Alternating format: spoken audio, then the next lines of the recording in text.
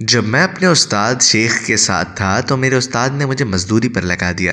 میں بحری جہازوں میں لوڈنگ ان لوڈنگ کرتا تھا۔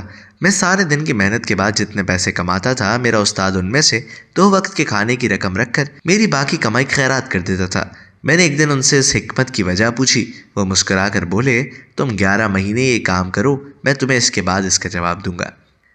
میں 11 ماہ لوڈنگ ان لوڈنگ کرتا رہا۔ میرا وظیفہ مکمل ہو گیا تو میرے استاد نے مجھ سے کہا، تم آج مزدوری کے لیے جاؤ، کام شروع ہو جائے تو تم جھوٹ موٹ کے بیمار پڑ جانا، سارا دن کام کو ہاتھ نہ لگانا، شام کو اپنا معاوضہ لینا اور واپس آ جانا۔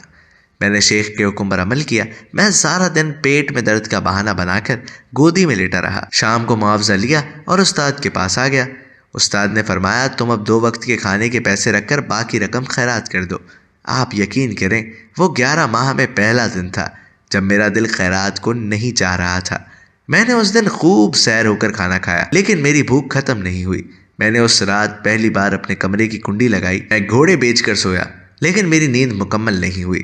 مجھے اگلے دن اپنے جسم سے بو آئی اور مجھے پہلی مرتبہ اپنے کپڑوں پر پرفیوم لگانا پڑا، اور مجھے پہلی مرتبہ نماز میں لذت محسوس نہیں ہوئی۔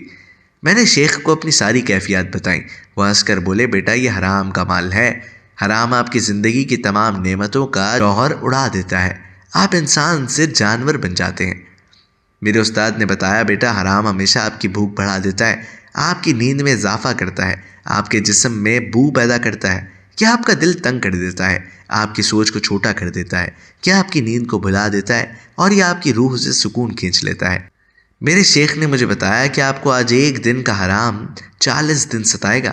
آپ ان 40 دنوں میں جھوٹ کی طرف بھی مائل ہوں گے، آپ غیبت بھی کریں گے، آپ کے دل میں لالچ بھی آئے گا، آپ دوسروں کو دھوکہ بھی دیں گے، اور آپ کے اندر امیر بننے کی خواہش بھی پیدا ہوگی۔ میں ڈر گیا اور میں نے استاد سے پوچھا، میں اگر حرام کے ان برے اثرات سے بچنا چاہوں تو مجھے کیا کرنا پڑے گا؟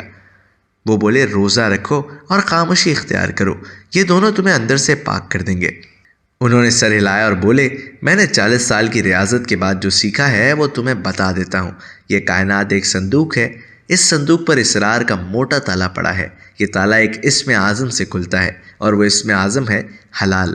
آپ زندگی میں حلال بڑھاتے جاؤ، کائنات کا صندوق کھلتا جائے گا۔ میں نے عرض کیا، اور حرام کی پہچان کیا ہے؟ وہ بولے، دنیا کی ہر وہ چیز جسے دیکھنے، سننے، چکھنے اور چھونے کے بعد آپ کے دل میں لالچ پیدا ہو جائے، وہ حرام ہے۔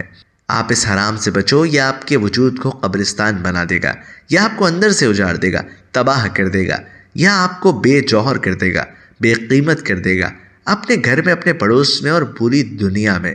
پھر معاشرے میں آپ کی کوئی اہمیت ہی نہ رہے گی، اور آپ کے چہرے کی رونق ختم ہو جائے گی۔